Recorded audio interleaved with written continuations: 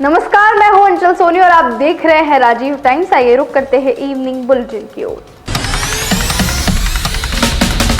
मुख्यमंत्री डॉक्टर मोहन यादव ने आज कुशाभाऊ ठाकरे सभागार में अभियंता दिवस समारोह का शुभारंभ कर उत्कृष्ट कार्य करने वाले अभियंताओं व संविदाकारों को सम्मानित किया। साथ ही लोक निर्माण सर्वेक्षण ऐप, न्यूज लेटर एवं लोक परियोजनाओं प्रबंध प्रणाली का लोकार्पण भी किया। मुख्यमंत्री डॉक्टर मोहन यादव ने कहा कि अभियंताओं को अनुसंधान कार्यों में सहयोग प्रदान करने तथा उन्हें व्यवस्थित प्रशिक्षण उपलब्ध कराने हेतु मध्य प्रदेश में रिसर्च एवं ट्रेनिंग इंस्टीट्यूट की स्थापना की जाएगी। इस दौरान मुख्यमंत्री डॉक्टर मोहन यादव ने मीडिया से भी चर्चा की है। क्षमता यशस्वी प्रधानमंत्री श्रीमान नरेंद्र मोदी जी ने एक बार नहीं कई बार साबित किया। जब श्री राम मंदिर का फैसला हो तो देश को विश्वास में लेकर न केवल उस निर्णय को लागू कराया, हमारे बीच 40 साल पहले सुप्रीम कोर्ट के निर्णय को राजीव गांधी जी की सरकार ने बदल दिया था मुस्लिम बहनों के साथ। आज हमें इस बात का गर्व है वो पुराने फैसले को भी लागू कराने का साहस यशस्वी प्रधानमंत्री के माध्यम से देश ने देखा है। तो ऐसे जो फैसले माननीय न्यायालय देते हैं ये हमारी और हमारी पार्टी की नीति रहती है कि हम न्यायालय का सम्मान करते हैं। न्यायालय जो निर्णय देता है हम उसको लागू कराते हैं। बहुत धन्यवाद। इंदौर में कांग्रेस ने भाजपा विधायक मालिनी गौड़ के बेटे एकलव्य गौड़ के खिलाफ पुलिस कमिश्नर को ज्ञापन सौंपा। कांग्रेस का आरोप है कि गौड़ ने व्यापारियों से मुस्लिम कर्मचारियों को नौकरी पर न रखने की अपील की, जिसमें भाईचारे की संस्कृति की नुकसान पहुंच रहा है। कांग्रेस ने इसे वोट बैंक की राजनीति बताया और मांग की गौड़ पर सख्त कार्रवाई हो। बीजेपी मीडिया विभाग के अध्यक्ष आशीष अग्रवाल ने कहा कि मध्य प्रदेश संगठन हमेशा जीत के महायज्ञ में अग्रणी रहा है। बिहार चुनाव में भी एमपी के कार्यकर्ताओं का पराक्रम दिखा और एनडीए बहुमत से जीतेगा। उन्होंने कांग्रेस के सर्वे को खुद की लिखी कॉपी बताया और कहा कि जनता ही असली मूल्यांकन करती है। वहीं दिग्विजय सिंह ने भाई लक्ष्मण सिंह की यात्रा पर कहा कि ये कांग्रेस की टुकड़े टुकड़े गैंग को समर्थन देने की नीतियों के खिलाफ है। देखिए, भारतीय जनता पार्टी मध्य प्रदेश का संगठन सदैव अग्रणी राज्यों के संगठन में रहा है, इस देश के भाजपा के संगठन में। और जब जब जीत के महायज्ञ होते हैं तो हमारे यहाँ के नेता और कार्यकर्ता उसमें अपनी आहुति सुनिश्चित करने के लिए अवश्य जाते हैं। ऐसे में निश्चित ही बिहार में भी मध्य प्रदेश के कार्यकर्ताओं का पराक्रम, परिश्रम और जो मेहनत है वो सबको दिखेगी और वहाँ पर प्रचंड बहुमत से एनडीए की सरकार बने। इसके लिए भारतीय जनता पार्टी का कार्यकर्ता जब जब संगठन करेगा वहां पर जरूर जाएगा। लक्ष्मण सिंह जी अब अलग से अभियंता दिवस पर अच्छे कार्यों के लिए शिवपुरी एसडीओ भुवना जोशी को मुख्यमंत्री ने सम्मानित किया। इस अवसर पर एसडीओ जोशी ने पुल कंस्ट्रक्शन पर अपने विचार रखते हुए कहा, ये एक बहुत ही महत्वपूर्ण कार्य होता है। इसे अच्छी क्वालिटी के साथ इंजीनियर और ठेकेदार बनाते हैं। कंस्ट्रक्शन के दौरान हम क्वालिटी को अच्छे से परीक्षण कर फिर से कार्य को आगे बढ़ाने देते हैं और इन परीक्षणों के जरिए ही हम एक अच्छा निर्माण करते हैं।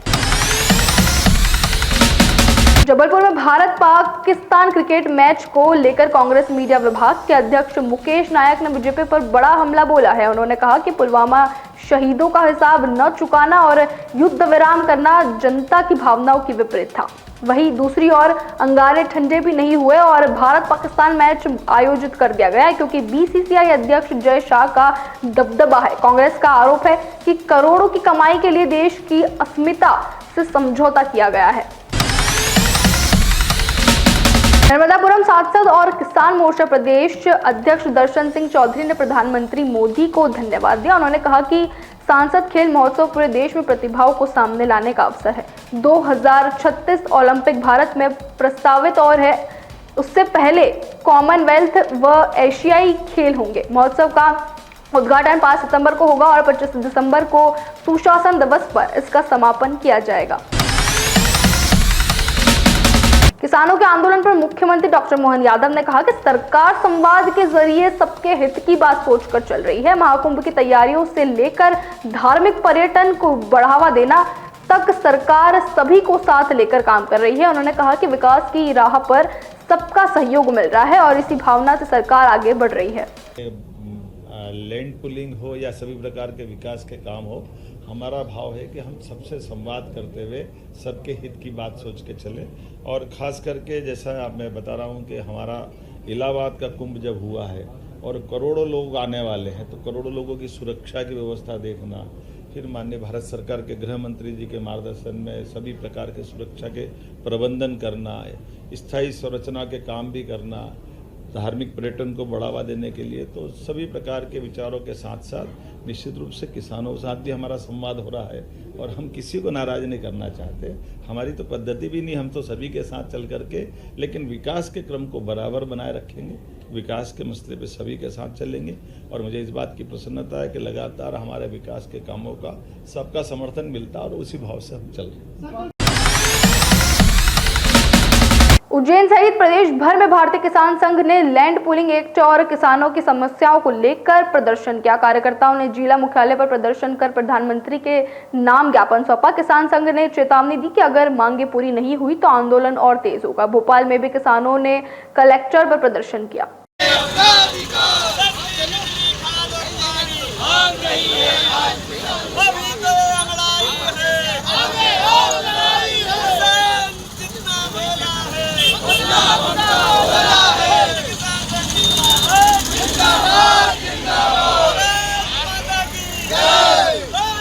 खाद नहीं मिल पा रहा है। वर्तमान में जो हमें बीमा खरीद का पिछले वर्ष का मिलना था वो नहीं मिला है और अभी जो वर्तमान में सोयाबीन के समर्थन मूल्य पे खरीदी होना है उसकी सरकार की कोई तैयारी नहीं है। और अभी वर्तमान में हम देख रहे हैं कि उज्जैन में हजारों हेक्टेयर किसानों की ज़मीन लैंड पूलिंग एक्ट के नाम पर स्थायी स्ट्रक्चर बनाने के लिए किसानों की ज़मीन अधिग्रहण करी जा रही है, जिसका हम घोर विरोध कर रहे हैं क्योंकि वो भी हमारे भाई है। अगर इस प्रकार से किसानों को सरियाम लूटा जाएगा तो इसका भारतीय किसान संघ इसकी कठोर निंदा करता है। और अगर कल वहाँ पर हजारों किसानों का वहाँ संकनाद होने वाला है और आज जो हमारा ज्ञापन है देश भर के 650 जिले में ज्ञापन है, सरकार ऐसा न समझे कि हम थोड़ी संख्या में आए। आज हम सरकार को चेताने आए हैं कि आज जो है कि आप समझ जाइए, सारी व्यवस्था करिए क्योंकि आज हम देखते हैं कि किसान कड़ाके की ठंड में भी 4 डिग्री में 0 डिग्री में पानी चलाता है। यहाँ अपन देखते हैं कि कलेक्टर या पूरे प्रशासन में आप बताइए कोई ऐसा है जो रात को काम करता हो। एकमात्र ऐसा है किसान और जवानी केवल वहाँ ड्यूटी करता है और सारे लोग इसके अंदर सोते हैं। ये चेताना तो तहसील नज़ीराबाद के लिए जो है हमारा प्रस्ताव ये बना हुआ है और ये प्रस्ताव तैयार हो गया है। शहर के अलग अलग हिस्सों को मिलाकर और जो है बैरसिया तहसील में जो है तहसीलों का पुनर्निर्माण के लिए वो प्रस्ताव जो है वो परीक्षण करके जो है भेजा जाएगा, ये प्रक्रिया में है। दूसरा जो आपने खाद संबंधी कहा है, मेरी जो जानकारी थी एसडीएम बैरसिया से जो मेरी बात हुई थी, उन्होंने बाकायदा बल्कि फ़ोटो भी डाला था कि टोकन के माध्यम से और उसके माध्यम से हम वितरण करा रहे हैं। और लास्ट जो मेरी बात हुई है कल, आज तो खैर वो अस्पताल में है, और कल जो मेरी बात हुई थी कि ऐसी कोई समस्या नहीं है। तो मैं सिर्फ बैरसिया विशेष के लिए स्पेसिफिक जो आपके जो संबंधित विषय हैं एग्रीकल्चर, तो एग्रीकल्चर के जो अधिकारी है मैडम सुमन प्रसाद और एसडीएम के साथ में इसमें बैठक करके जो है विधिवत ये सुनिश्चित करेंगे कि खाद की जो है आपूर्ति ये सुचारू रूप से जारी रहे और जो उसका भंडारण है वो प्रक्रिया में भी कोई दोष ना आए, ये हम इंश्योर करा दें। इसके अलावा आपने जो कहा है कि उद्यानिकी विभाग का जो है उसको बैरसिया में बैठाया जाए, वो भी जो है तत्काल उद्यानिकी विभाग से बात करके उसको इंश्योर करा देंगे। इसके अलावा कृषि विभाग जो शासन के स्तर के जो चीज़ें हैं वो हम जो है कृषि विभाग से लेकर शासन को प्रस्तावित कर देंगे। इसके अलावा आपने जो कि राजस्व विभाग के जो हैं कि एक अधिकारी जो है वहाँ नज़ीराबाद में बैठे, उसको हम यहाँ से इंश्योर करा लेते हैं। इसके अलावा आपने कहा कि जो है नामांतरण, बंटवारा, सीमांकन, इसमें जो है विधिवत सही तरीके से हो सके, इसको भी हम जो है इंश्योर करा लेते हैं। आपने बेड़ा मिलान के लिए और सीमांकन के लिए कहा, तो इसको जो है हम एसडीएम के साथ जब कृषि की बैठक लेंगे तो इसको भी आप एजेंडा में इसमें रख लीजिए कि जो है इंश्योर करा लें हम कि जहाँ स्पेसिफिक कहाँ पर मेड़ा मिलान वाले केस हैं उन केसेस को अलग अलग लेकर उनको टीम बना दीजिए और टीम के माध्यम से उनका सर टीम के लिए तो 4-5 बार बोल चुके आप, लेकिन अभी तक टीम नहीं पहुंची। कीटखेड़ी का तो हम कहेंगे वो बाहर लिखित में दे चुके, सागवानी का तो आप तत्काल बना दो। अगर ये अभी पॉइंट आया है कीटखेड़ी का, आप ये भू अभिलेख शाखा ही देखते हैं, यहाँ से हम टीम बनाते हैं। कीटखेड़ी अमरपुर करारिया, कीटखेड़ी की बात कर रहे हैं, कीटखेड़ी अमरपुर करारिया। सर शासकीय मशीनों से भूमि का नापन किया जाए उसका ये भी एक पॉइंट आपने कहा कि शासकीय मशीनों से, क्योंकि पहले इन्होंने कहा था कि हमारे यहाँ मशीनें जो है खराब थी, तो हमने दिल्ली से मशीनें रिपेयर करवाई, उसके बाद उनको हाथों हाथ पहुँचाया। तो हम ये एसडीएम से चेक करा लेते हैं कि जो संबंधित आपने कितने केसेस में मशीन से कराए हैं और अनिवार्य कर देते हैं कि सभी में मशीनों से ही हो, क्योंकि मशीनों से होने से ही जो है विवाद जो है सुनिश्चित रूप से हल होता है। मशीनों का तो दो मशीनों को बैरसिया में सूचना मिली है, कुल 2 मशीन पहुँची, वो भी बेकार पड़ी है। सोमवार को कृषि उपज मंडी में भाकिन्स की बैठक हुई, जिसमें विधायक आशीष शर्मा भी मौजूद रहे। बैठक के बाद किसानों ने बाइक रैली निकालकर एसडीएम कार्यालय पहुंचकर मुख्यमंत्री के नाम ज्ञापन सौंपा। किसानों ने फसल बीमा में पारदर्शिता, रिमोट सेंसिंग पद्धति बंद करने, आधुनिक मशीनों की व्यवस्था और मंडियों में समर्थन मूल्य पर खरीदी की मांग की है। किसान को खेती के लिए 3 चीजें परम आवश्यक है: बिजली, पानी और उपज का सही दाम। और कभी उसको खेती के लिए कर्जा भी लेना पड़े तो कम ब्याज पर रियायती उसमें उसको ऋण मिल जाए, साहूकार के पास जाकर उसे अपनी जमीन बंधक न करना पड़े। और मैं ऐसा मानता हूं, अटल बिहारी वाजपेयी जी से लेकर नरेंद्र मोदी जी तक और शिवराज जी से लेकर डॉक्टर मोहन यादव जी तक इस दिशा में सार्थक प्रयास हुए हैं।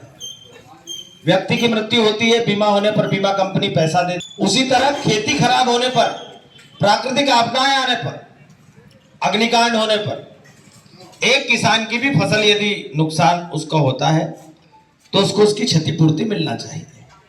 यही मानवीयता है और यही देश की प्रगति और विकास के लिए आवश्यक है। इसलिए प्रधानमंत्री फसल बीमा योजना को पहले से अधिक बेहतर बनाने के लिए हमारी सरकार काम कर रही है। आपने जो चिंता व्यक्त की कि 2024 का खरीफ का बीमा जिन किसान भाइयों को मिलना चाहिए था वो नहीं मिल पाया है, निश्चित ही मैं मानता हूं उसमें विसंगति है। एक गांव में 5 किसानों को बीमा मिला है और वो भी इसलिए मिला है कि उन्होंने इंडिविजुअल ऑब्जेक्शन या सूचना बीमा कंपनी को फिलहाल की खबरों में इतना ही। ऐसी और खबरें जानने के लिए देखते रहिए राजीव टाइम्स।